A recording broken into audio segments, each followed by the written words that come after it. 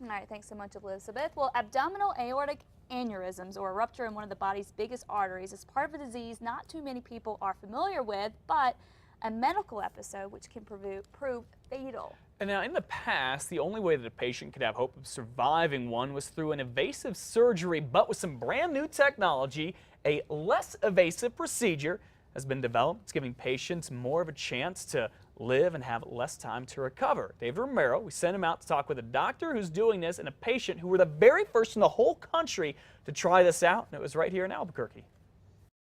With a severe rupture to the body's large artery, which supplies blood to the lower portion of the body, a patient's life could literally hang in the balance. The scariest part about aneurysms is that they don't produce symptoms. So the first sign of a problem is usually you're dying. Previously, the surgical solution involved a real evasive surgery and opening up the patient to insert a device which would take the place of the torn wall of the artery. That has now changed. Without incisions, big abdominal incisions, leg incisions, this is something that, again, we've done completely minimally invasively. Patients are able to literally walk out of the hospital, in most cases, in 24 to 48 hours. The device is called a trivascular ovation prime stent, which features an O-ring that acts as a perfect seal once in place in the artery. The new device can be inserted through a vein in the leg instead of the patient being opened up in surgery.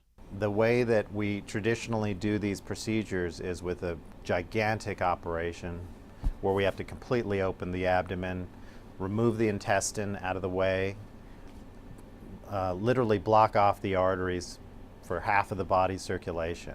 It's also cutting the procedure time by hours and recovery time by weeks. For a conventional surgery that I described before, you're talking about 7 to 10 days in the hospital and another 6 to 8 weeks of rehabilitation.